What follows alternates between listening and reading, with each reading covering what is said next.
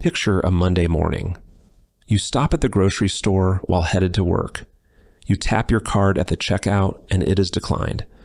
You tap a second time and it is declined again. You pull out your phone to open your banking app so you can check your balance. The number you see is not what was there on Friday. It is not even close. Suppose you had $18,000 in that account.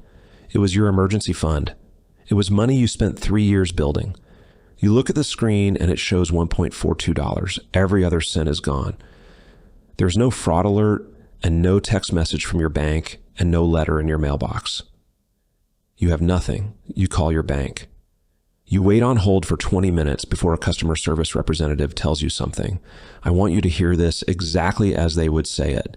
They tell you that they received a requirement to pay from the Canada Revenue Agency. They say they are required by law to remit the funds. They tell you there is nothing they can do. That is the entire conversation. Your bank followed the law and your money is gone. Here's what you must understand. That action is completely legal. The CRA did not need a court order to do that. They did not need approval from a judge, and they did not need to tell you it was coming. They sent a single letter to your bank under Section 224.1 of the Income Tax Act. Your bank was legally required to comply within 24 to 48 hours. I am going to show you exactly how this works and what triggers it. Most importantly, I will show you what window you actually have to stop it before it happens to you. Here's what we are covering in this talk. First, I am going to walk you through Section 224.1 of the Income Tax Act. This is the specific law that gives the CRA this power. It is broader than almost anything the IRS has in the United States. Second, I am going to show you the 6-step escalation path. The CRA follows. There is a path, and if you know it, you have a window to act before step 6. Third, we are going to talk about what the CRA can actually seize. It is not just your checking account. It includes your GIC and your business accounts. Under Section 224.1.2, it even includes money that has not been deposited yet. Fourth, we will cover joint accounts and business accounts. Your spouse or your business partner may have no idea they are exposed alongside you.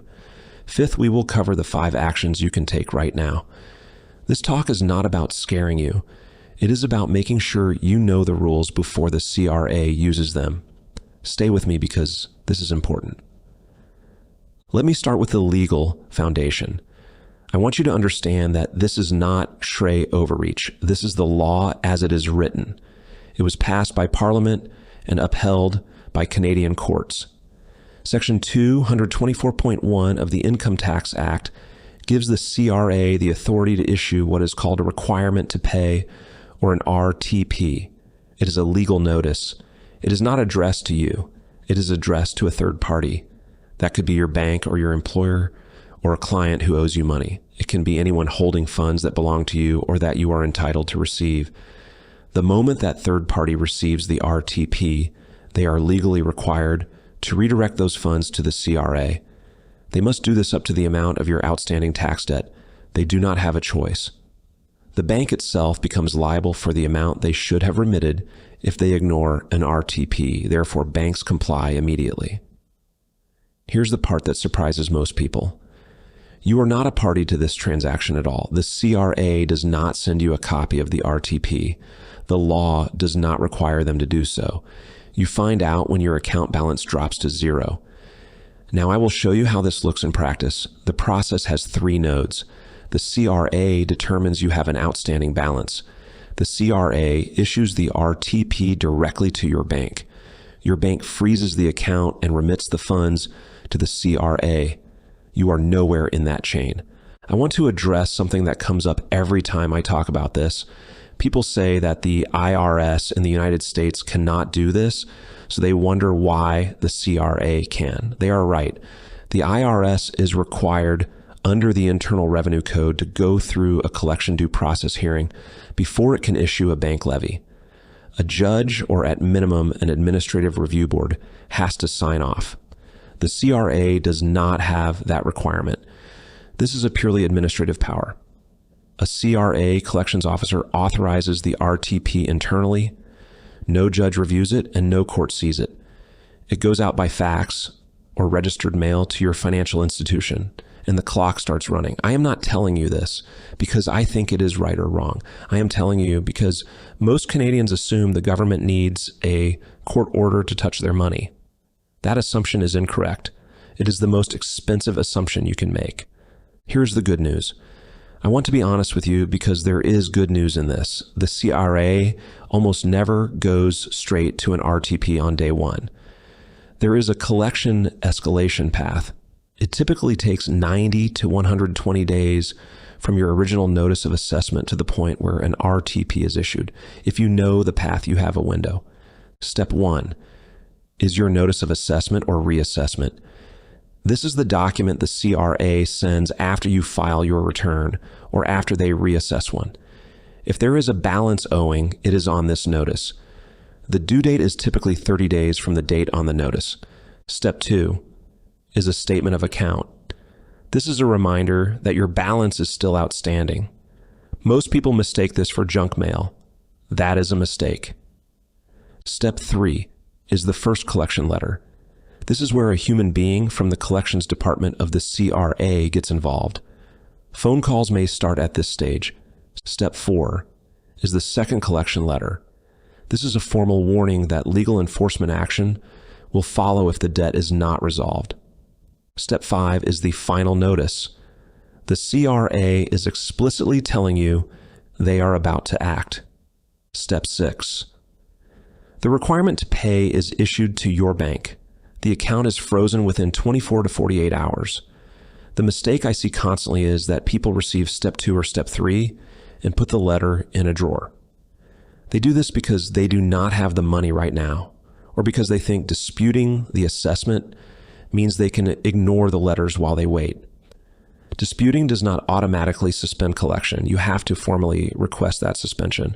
We will get to how in a moment. I also want you to understand what is happening to your balance during those 90 to 120 days.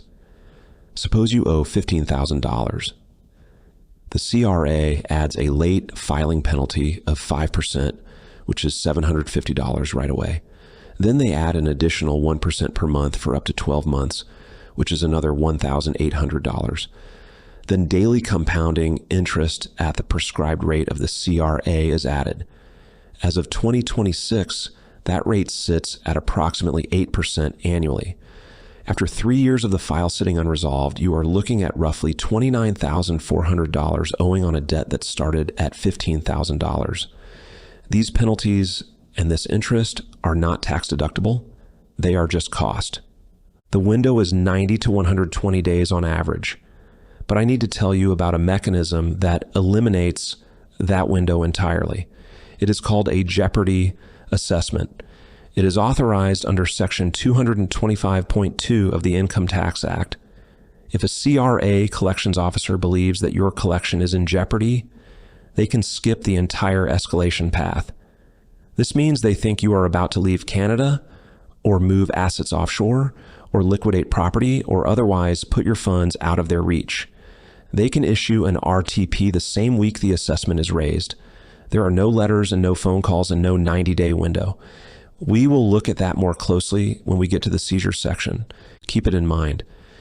Most people picture their checking account when they hear about a bank account freeze. They think the CRA empties it and the debt is settled and it is over. That is not how this works. Let me walk you through what falls inside the scope of a requirement to pay. Your checking and savings accounts are obviously included. The full balance up to the amount owed is taken.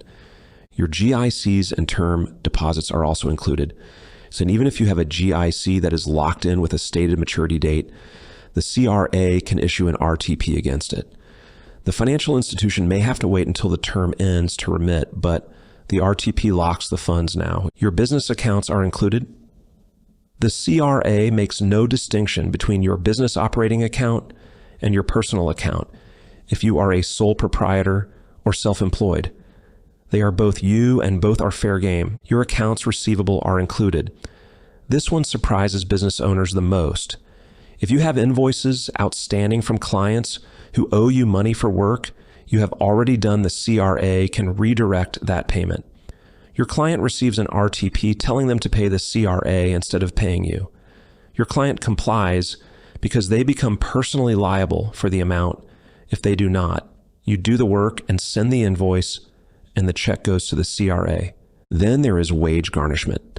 The RTP goes to your employer for employees who owe the CRA. Your employer is required to deduct up to 50% of your net paycheck and remit it to the CRA until the debt is clear. Your employer will know you have a tax debt, and there is no way around that. Then there is section 224.1.2, which is the piece of this law I think is most important for people to understand. Section 224.1 captures money your bank currently holds for you. Section 224.1.2 is the enhanced RTP, and it captures money your bank does not yet hold for you. This includes future deposits and payroll that has not hit your account yet, and Interact transfers that are in transit. It even includes a tax refund that is on its way from the government to you. The RTP sits at your bank like a standing order under 224.1.2. Every deposit that comes in gets intercepted and redirected to the CRA before it even registers as available in your account. This continues up to the outstanding balance. You can watch your paycheck clear and be gone within the same business day. This is not theoretical. This is the mechanism the CRA uses for chronic non-filers and large outstanding balances. There is a real possibility that a 224.1.2.RTP is already in place against you right now if you owe a significant amount and have been ignoring letters. Every deposit you make is being intercepted. I want to spend a few minutes on joint accounts. This is where people get blindsided in a way that feels genuinely unfair.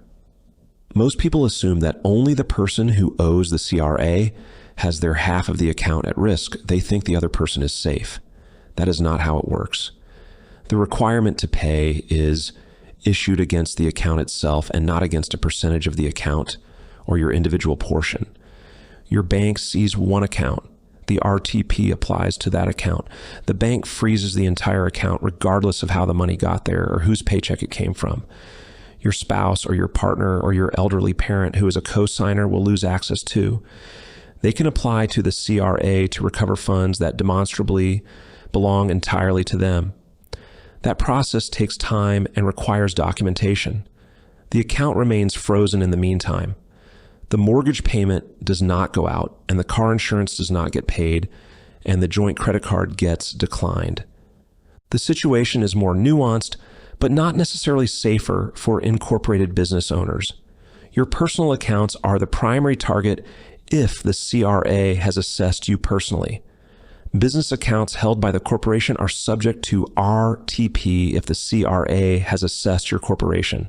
There is no legal separation between you and your business if you are a sole proprietor with no incorporation. Your business account is your personal account in the eyes of the CRA.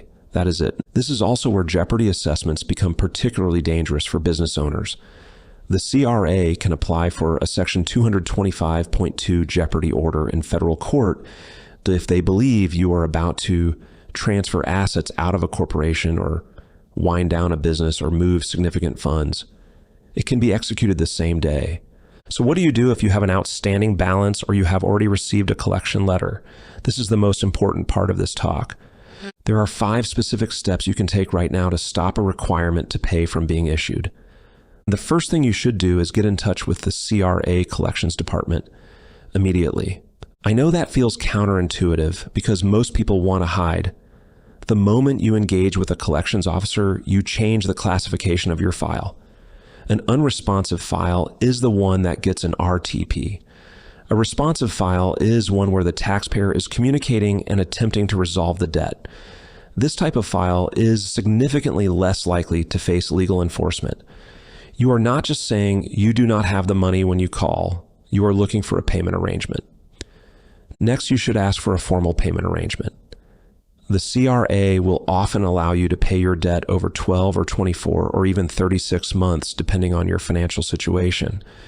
You will need to provide a full financial disclosure to get this.